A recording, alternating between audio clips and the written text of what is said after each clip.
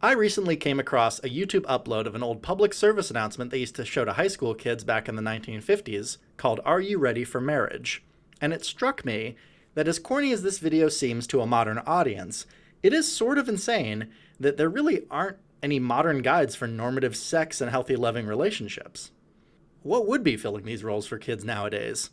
Romantic comedies as guides on how to attract a mate? I mean, these just aren't ideal because films require conflict and therefore represent relationships that, if played out in real life, would be far too fraught at the beginning to actually last. Take the movie The Wedding Singer, which I'm a big fan of, by the way. The character Julia is engaged to be married to some other guy, and then Robbie comes in and wrecks it. How secure could Robbie feel for the rest of their lives together, knowing that his wife broke up with her ex-fiancé just because some guy sang a pretty song to her on an airplane? Or take the movie You've Got Mail. At the end, Meg Ryan ends up finding out that the guy who put her family business out of business is also the guy who's been lying to her while trying to seduce her for weeks, months, who knows how long. The negative feelings she might rightly harbor, even subconsciously for Tom Hanks for what he's done to her, turn the foundations of their relationship into a house of cards. Are these riveting tales filled with novel situations? Absolutely. But falling in love with the person you choose to spend the rest of your life with shouldn't be this hard. And in this smartphone and location-based dating app world we now find ourselves in, we desperately need entertainment that reminds us why we choose monogamy and how to actually pull it off. For men, there are and always have been only two mating strategies: high investment or low investment. High investment is where a man dedicates his wealth and energy to supporting just one woman to have his babies. This has been the norm throughout most societies and most of history. Low investment is trickier, but is, on paper at least, a seemingly much better deal for the man. He somehow manages to mate with many women, and because we didn't have effective birth control in the past, this usually meant impregnating a few women. Low investment also means that this guy somehow found a way to not financially or emotionally support any of his bastard children or the women he knocked up. From an evolutionary standpoint, unfortunately, we are more geared towards low investment, but in previous eras, we organized society into making this strategy far too costly for the vast majority of men to even attempt. That brings us to the age of location-based dating apps, birth control, and third-wave feminism. We have now effectively reorganized society to benefit these same low-investment guys that have been trying to con the system for all of human history, and now most of the time they don't even have to deal with the shame of having impregnated a girl they want nothing to do with. We all naturally desire the novelty and excitement of pursuing some new object of our desire. None of us want to feel that we've settled without experiencing the full all-you-can-fuck sexual buffet of life. All relationships start hot and heavy and cool with the passing of time. With all of this in mind, it's no wonder that divorce is still about as surprising as a coin toss, and it's easier than ever to give up on a relationship and be balls deep in someone else by the following weekend. Daniel Waters' film, Sex and Death 101, perfectly illustrates the problem with the low investment strategy without ever becoming judgmental about this being man's natural preference. The story is, a man who is a week away from being married receives an unexplained list of names of 101 women.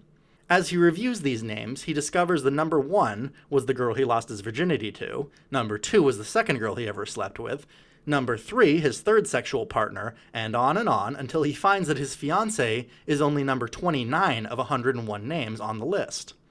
What a clever premise, am I right? He wants to know the meaning behind this list. Who sent it? What does it mean? How could this be real? Within a few days, his fiancée sees on his face that he's just mentally checked out of the relationship and calls off their wedding. Then our hero kind of learns what the list is. These 3 gray suit-wearing guys from some unnamed government agency kidnap him and explain that, well, they imply that they found some sort of artifact that allowed them to create a supercomputer that occasionally has Oracle-esque prediction abilities, and occasionally the computer will just randomly send out emails. Yeah, but yours is the best, far and away. A list of everyone you're gonna have sex with? Oh man, this other poor dick got the same list. One name. The wife that he lost his virginity to. What a sap! Fred. I mean, can you imagine? Fred. Our hero is then allowed to roam free with the use of the list. He starts running into women on the list and seducing them, somehow requiring zero effort on his part. It's like they were preordained to want nothing more than just to sleep with him. What could possibly be better? The movie starts with a guy who is trying to be a high investment type, but makes the fairly compelling case that, as the male audience member watches the film up until this point, that even guys who say they want monogamy are just either fools or lying to themselves. What's the old expression? For every hot girl in the world, there's a guy who's tired of fucking her, right? He has every kind of sex men dream of with every kind of woman we desire. But the reality of actually living this way starts to set in for him. You think sending me a bunch of roses is going to make me You think paying my car insurance is going to make me forget that you cheated? A stuffed animal. I overheard a waitress say you paid off for car insurance. Women you're dating, as it turns out, don't like it when you sleep with other women at the same time. The difference between a one-night stand and a loving relationship is like the difference between binging on fast food and a healthy home-cooked meal, but for your heart. I know, gag me.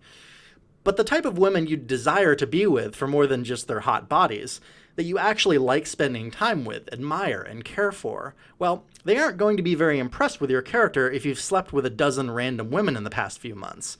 Very likely they'll want nothing to do with you, seeing your cocksmanship as insecurity, overcompensation, in short, a massive character flaw. I won't spoil the ending of this movie, but suffice to say, our hero becomes so burnt out and disillusioned by this low-investment lifestyle in just a single year worth of doing it, that he would gladly choose death over one more minute on the dating scene. And thankfully, the last woman on his list just happens to show up and they live happily ever after. It's a hilarious and sexy movie that doesn't pull any punches and is chock full of quotable wisdom such as, "Women's wounds are deeper than men's desires." Or, when our hero finds a woman that he loves, but she's just a little too old to be impressive to his friends, he remarks, "And a man would rather have another man's jealousy than another man's respect. Man, hate to say that one out loud."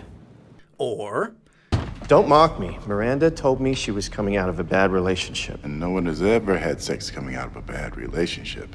We're moving way too fast. I'm not feeling well. If someone wants to have sex with you, they'll have sex with you. The rest is just dinner theater. it is hands down my favorite movie of all time, and it will absolutely disillusion men of the notion that low investment is ultimately a better choice for long-term happiness. But what if, when you're finally in the mindset to settle down, what if you choose the wrong woman? That is where the film Donjon by Joseph Gordon-Levitt begins.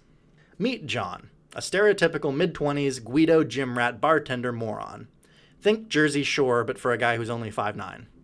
He's addicted to pornography, and he's happy to go out with his guy friends to hook up with random girls at clubs most nights. This happy lifestyle is interrupted when John sees Scarlett Johansson's character, the sexiest girl he's ever seen. He begins dating her and swears off other women. Why bother, after all? He's not going to find anyone who looks better than Scarlett Johansson. Although while dating her, he still has his daily addiction to pornography. He still craves the variety and lack of reciprocal effort that pornography affords him. Think of pornography as a metaphor for his low investment strategy. He can't stop, and Scarlett Johansson walks in on him one night watching porn and freaks out, making him promise not to ever look again. She also convinces him to go back to school because she doesn't want to be dating just a bartender. John attends classes and gets caught by an older woman played by Julianne Moore watching pornography on his phone before class one day. Scarlett Johansson is out shopping with John's character one day when he discovers that she finds it beneath him to clean his own apartment and tells him she refuses to let him do this work for himself despite John professing to really enjoy doing his own cleaning. Scarlett Johansson then walks in on John jerking off to porno a second time and breaks up with him.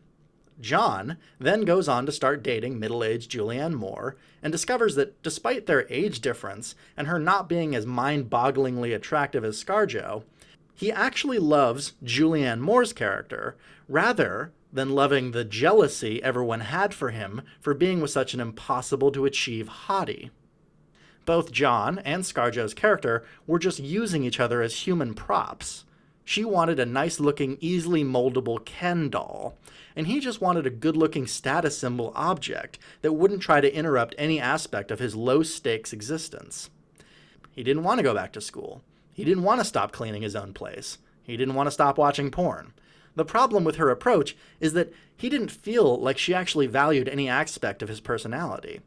If all you do is change someone when you get into a relationship with them, then they're likely going to say, hey, why are you dating me if all these non-me characteristics were deal breakers for you from the beginning?